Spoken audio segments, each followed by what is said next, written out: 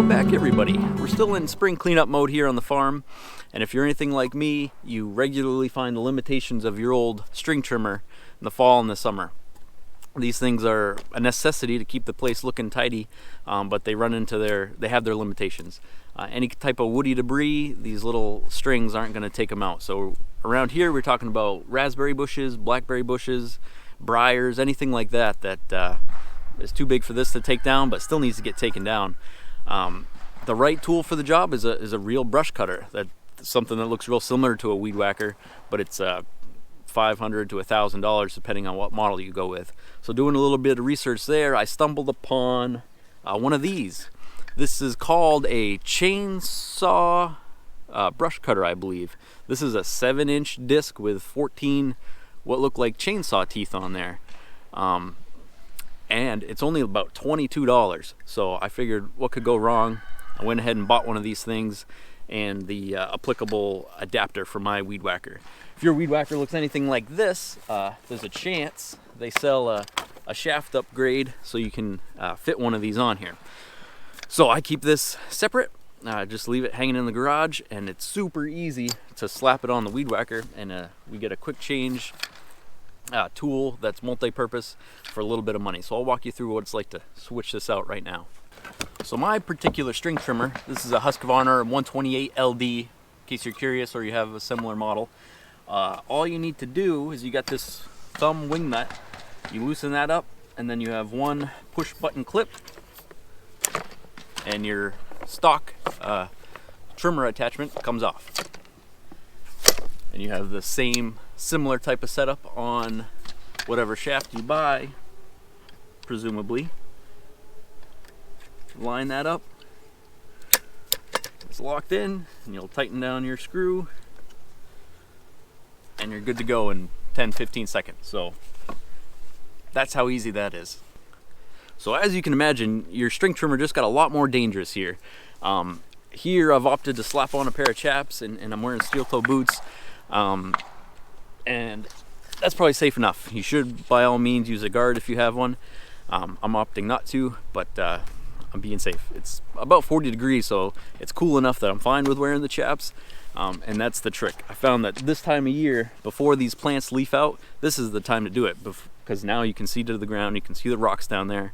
Once these leaves bloom fully, you're not going to see it, and this will dull immediately if you hit a couple rocks with it. So the goal is to not hit rocks.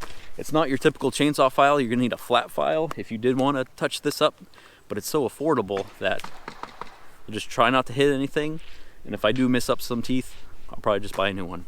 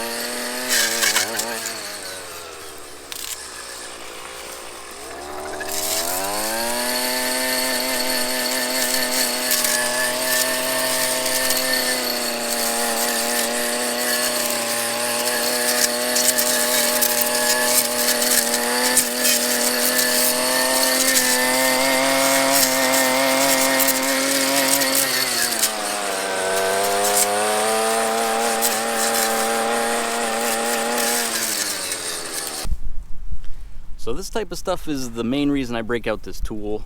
And this area specifically, this is a drainage that runs under my driveway down to the brook through this culvert. And I have a brush hog for the tractor, so I can keep all this area cleaned up and all this cleaned up. But these ditches along the driveway, when they get steep enough, I can't get the tractor down there. So if I can keep on top of it with the weed whacker, stuff won't get this substantial, but that's not always the case. So that's where this tool shines. So I'm gonna clean this up real quick, and apologies if you can hear some background noise. I'm getting a new roof put on the house between yesterday and today. It's a combination of exciting, expensive, and noisy. Alright, don't forget to subscribe or like this video if you guys are still having fun following along on these projects. This particular area here has been bugging me for a couple years now, and it keeps getting worse as things grow. But as you can see, it's inundated with boulders and pieces of concrete. This is right next to our pumpkin patch that we're going to have planted pretty soon, and it becomes a real nice visual eye appeal come fall. So we want to get this cleaned up before it starts choking out and eventually causing shade on the pumpkins. So this is the right tool for the job. I'm going to slap you guys on the helmet and walk you through what it's like to trim this up without hitting any rocks, hopefully.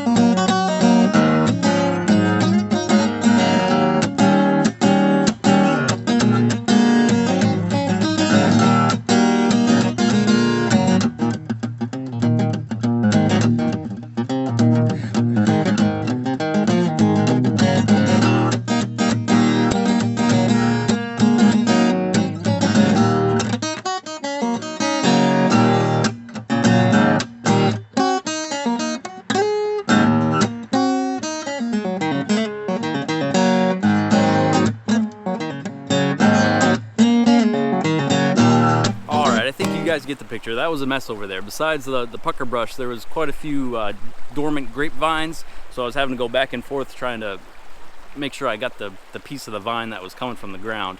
But that's all cleaned up, looks a ton better, and like I said, this is the tool for the job for this type of stuff. I got stone walls that parallel the brook here in our driveway. This is how I keep them cleaned up. You can only get so close with the brush cutter or a mower, and still, if you don't keep on top of things with the weed whacker, eventually they get to be big enough where this will cut it down. I think I've cut down 2.5-inch trees just because I was too lazy to get the chainsaw, and it works. It's slow. It's probably not the safest, and you can pinch the blade pretty easily cutting something bigger like that. And that's not what it's made for, but it's capable of it. So yeah, if you guys are having fun, please consider subscribing, liking the video. We've got all kinds of other projects going on. We've got on the to-do list this spring, I want to tackle, there's an old stone wall back here. I want to clear behind the pumpkin patch to get to that stone wall. It'll be a combination of using our Woodland Mills stump grinder, Woodland Mills wood chipper, tractor, and then smaller hand tools like this. I think it's going to be a fun one. It's going to be super rewarding for us, so stay tuned and we'll see you at the next one. Thanks.